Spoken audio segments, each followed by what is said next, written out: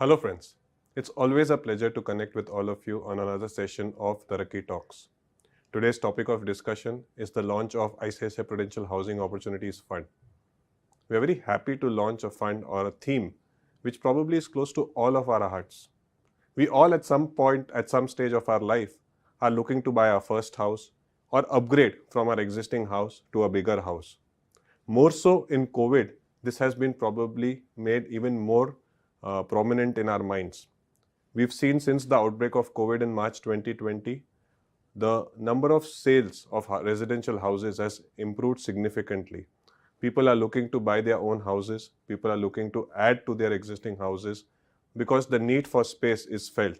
And more so in a country like India with its population of more than 120 crores. We are fortunate that we are a young country with a median age of only 30 years, one of the youngest among the larger economies. And also, fortunately for us, with whatever is happening in the world, the population that is increasing and the working population that is coming, we have more than probably 1.5 crore individuals coming into the job market. India is one of the countries where the people who are doing job and the people who are being supported, the ratio is favorable. And that means that more and more income, the growth that happens, will be available for investing. Most people obviously are aware that we are seeing nuclearization of family. Earlier, people used to stay in joint families. Now there is nuclearization, where if husband and wife both are working, it becomes that much easier in a low interest rate environment to go and buy your first house. The implementation of RERA has also ensured the confidence of people in delivery of houses is significant, and that is where the sales have also improved. More so in the last maybe 8-9 years, if you see since 2013 especially, the prices have consolidated. They have not gone up too much, which also is a good starting point, because real estate cycles we've seen can be probably 10, 15, 20-year cycles where for 7-8 years there's consolidation, then there is an uptick. We don't know how fast the uptick will happen, but what we know is that the demand is strong. We also know that India has more than 50 crore middle class people, and there are many of them who are looking to probably buy houses. That is basically what the core of this theme is, and this fund will allow you to participate in a sector which contributes almost 13 to 15% of India's GDP. Approximately 1.5 crore houses can potentially be sold every year, which means 30 to 40 lakh crore of sales in and around housing. This basically is numbers which can potentially happen if Indians start buying their houses with incomes increasing. And as we know, as far as the GDP growth is concerned, as far as the economic growth is concerned, India is touted to be among the larger countries, one of the fastest growing, which ultimately means that not only is India a good manufacturing hub, India is also a good exporting hub. So from a job creation perspective, because we have too many people coming into the workforce, there is also a need to basically push the construction activity, and real estate is one of the largest employers in that sense, directly as well as indirectly. So there are government schemes like the Pradhan Mantri Awas Yojana as well, which is helping people to buy their first house subject to it being of a particular size, and where interest rates are probably subsidized by the government. This is also pushing the housing activity.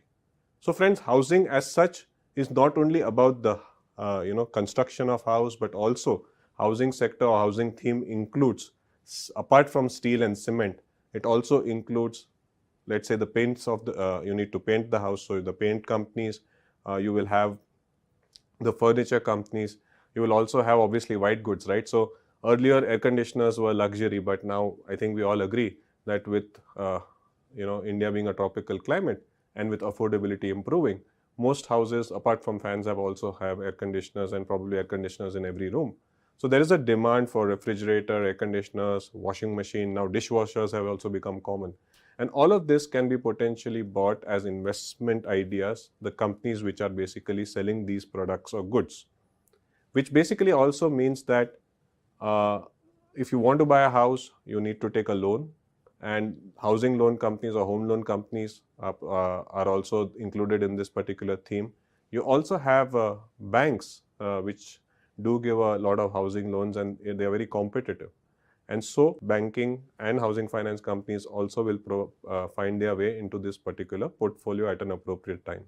So if you see the construct of the portfolio and the construct of the theme, it is a multi-year theme in the sense that if India's housing requirement is going to grow and people are going to invest in that, and that basically means that as part of your investment, if you today are adding on to housing, it becomes a good theme in your portfolio. There are some statistics which probably are there, which are for us to see. As far as middle class population in India is concerned, like I mentioned, we are going to touch 50 crore middle class population by 2030. India's urbanization, if you see, is only about 34%.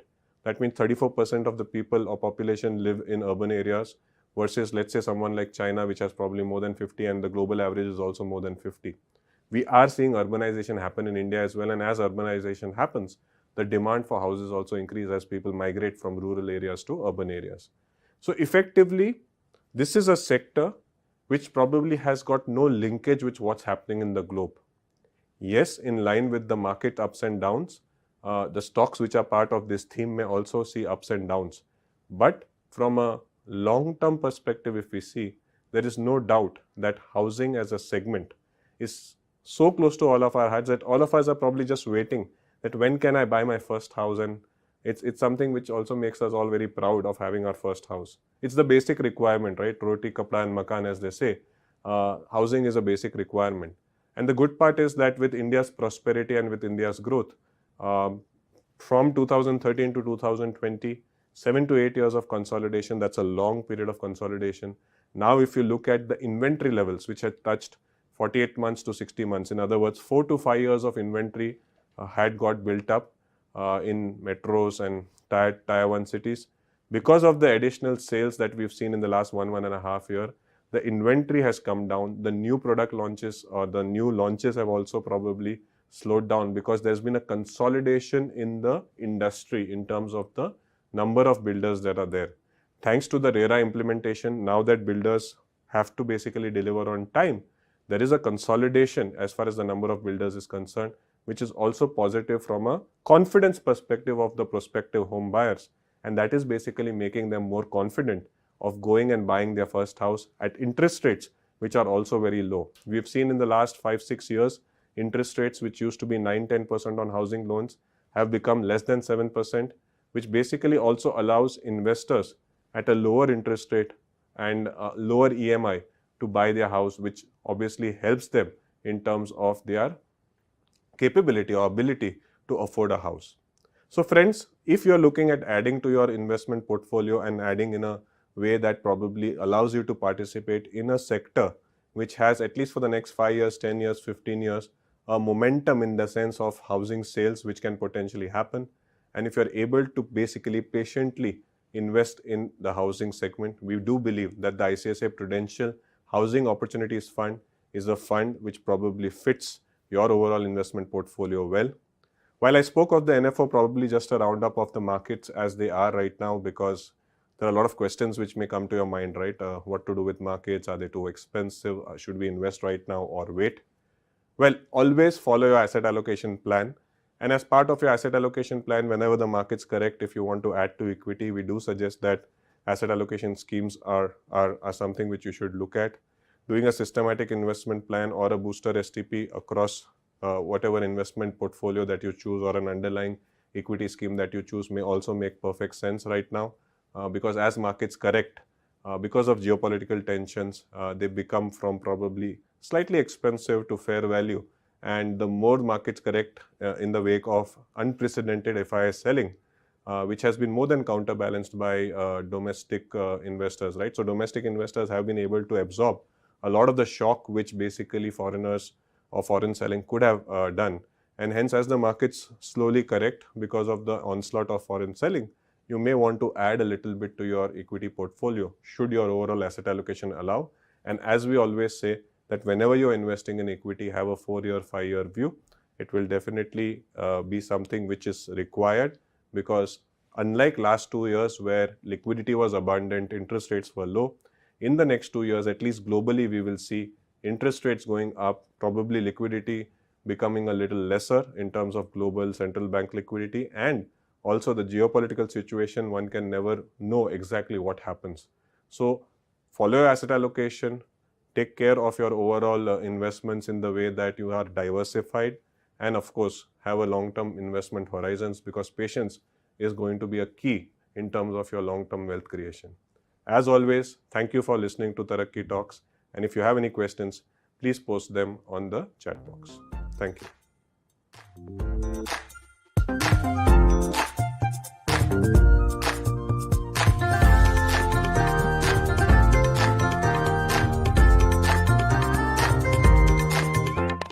Mutual fund investments are subject to market risk. Read all scheme-related documents carefully.